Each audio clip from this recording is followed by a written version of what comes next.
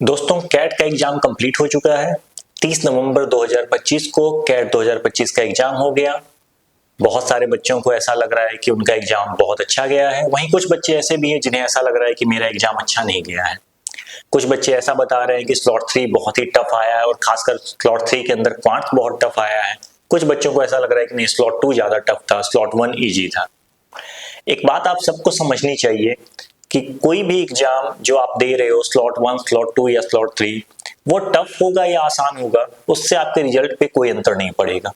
अगर वो टफ था तो वो सबके लिए टफ था, और अगर वो आसान था तो सबके लिए आसान था। अगर स्लॉट 3 बहुत ज्यादा टफ गया है तो जैसा आप सबको पता है, जब नॉर्मलाइजेशन होगा तो वहां पे मार्क्स बढ़ाए जाएंगे। अगर स्लॉट 1 इजी था तो नॉर्मलाइजेशन के बाद वहां पे मार्क्स डिडक्ट किए जाएंगे।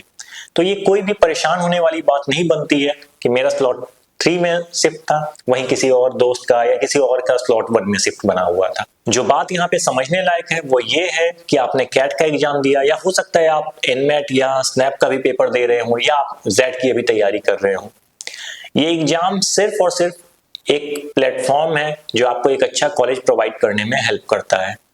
तो 3 या 4 जो मेन एग्जाम आप दे रहे हो, उसमें से किसी भी एग्जाम में आप बेहतर कर सकते हैं। जरूरी नहीं है कि हर एक के अंदर में आपको डिफिकल्टीज का सामना करना पड़े। ऑब्वियसली आपने बहुत मेहनत की है, बहुत अच्छा आप तैयारी करके गए हो, मगर हो सकता है कि उस डेट पे शायद कुछ ऐसी चीजें आपके सामने आई जिसे आप सॉल्व नहीं कर पाए। अब एमबीए जो है वो एमबीए सिर्फ एक पढ़ाई, सिर्फ एक डिग्री भर नहीं है। अगर आप एमबीए करने का प्लान कर रहे हो, अगर आप पीजीडीएम करने का प्लान कर रहे हो, तो ये एमबीए या ये पीजीडीएम सिर्फ एक डिग्री मात्र से डिफाइन नहीं की जा सकती है। एमबीए और पीजीडीएम आपको एक हुनर देता है, एक स्किल देता है। मार्केट के अंदर में जो बड़ी कंपनियां हैं, छोटी कंपनियां हैं, एमएसएमई हैं, या जितने भी आप एमएनसीज को जानते हो, इन कंपनीज के अंदर जो बिजनेस चल रहा है वो बिजनेस कैसे रन होता है। MBA that means business administration. तो एमबीए आपको उस बिजनेस को रन करने का हुनर सिखाता है, और ये हुनर आप 1 या 2 दिन में नहीं सीख सकते। और अगर आप सोचोगे कि मैं 2 घंटे या 4 घंटे मेहनत करके ये हुनर सीख जाऊंगा, तो ये इतना आसान नहीं है। एमबीए आपसे फुल डेडिकेशन मांगता है और हार्ड वर्क मांगता है। एक आईआईएम के अंदर अगर आप जाकर देखेंगे तो आप समझ पाएंगे कि लगभग 10 घंटे, 12 घंटे, 14 घंटे पढ़ाई करने के बाद जब शाम में आपके रेस्ट करने का टाइम होता है, तो अचानक से आपके सामने एक असाइनमेंट आ जाता है और उसकी डेट होती है सुबह में सबमिट करने की। तो बहुत सारे बच्चों को ऐसा लगता है कि यहाँ की लाइफ तो बहुत ज्यादा हेक्टिक हो गई है, मगर एक्चुअल में ये हेक्टिक नहीं होता है। एक्चुअल में एक कंपनी जो आपको कल को 20 लाख या 25 लाख या 50 लाख रुपए देगी ना, वो आपके स्किल्स पे देगी। तो इस चीज को समझना बहुत जरूरी है कि एमबीए सिर्फ एक डिग्री मात्र नहीं है, बल्कि एमबीए स्किल डेवलप करने का दूसरा नाम है। तो हो सकता है कैट से आपको आईआईएम नाम मिल रहा हो सकता है आपको एफएमएस दिल्ली, एमडीआई गुड़गांव नाम मिल रहा हो सकता है जेड से आपको एक्सएलआरआई जमशेदपुर नाम मिल रहा हो, मे भी ऐसा हो सकता है। मगर इसका ये मतलब नहीं है कि आप अपने लाइफ के रेस को हार चुके हो। अपने स्किल्स डेवलप कीजिए, एक अच्छा कॉलेज ऑप्ट कीजिए।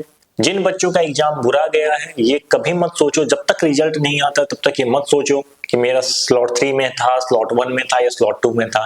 रिजल्ट आने के बाद अपने आप को एनालाइज करके देखो कि आपने कहां पे गलती की थी। अगर आपका ये रिजल्ट बहुत अच्छा जाने वाला है तो प्रिपरेशन में लग जाइए, क्योंकि जीडी और पीआई इतना आसान नहीं होता है। 1000 बच्चे में से 10 का सिलेक्शन होना है, 100 बच्चे में से 10 का सिलेक्शन होना है, तो ये बहुत ही डिफिकल्ट टास्क है। और जहां तक आपके एग्जाम के वेटेज की बात है, तो इस एग्जाम की वैल्यू कुल मिलाकर 50 to 60% होती है अलग अलग आईआईएम्स के अंदर। तो आप सबके लिए समझना बहुत जरूरी है कि आईआईएम को अगर क्रैक करना है तो अभी आपकी लड़ाई बहुत दूर तक चलने वाली है। अभी सिर्फ आपने पहला पड़ाव पार किया है, सिर्फ कैट का एग्जाम क्रॉस किया है। अभी जीडी बाकी है, पीआई बाकी है। पीआई के अंदर में आपसे क्या पूछा जाएगा, जीडी के अंदर में क्या पूछा जाएगा, ऑलरेडी आप तैयारी करने में लगे हैं। तो पुरानी चीजों को कि पेपर कैसा गया, स्लॉट कैसा था, ये वहम अपने दिमाग से निकाल लीजिए और आराम से तैयारी कीजिए, बेहतर तैयारी कीजिए और बहुत अच्छे से अगला एग्जाम क्रैक कीजिए। साथ में अगर किसी कॉलेज की कोई इंफॉर्मेशन आपसे मिसिंग है, या आपको अगर किसी कॉलेज की कोई भी जानकारी चाहिए, तो आप हमसे संपर्क कर सकते हैं, नंबर पे कनेक्ट कर सकते हैं या अपना मैसेज ड्रॉप कर सकते हैं। धन्यवाद।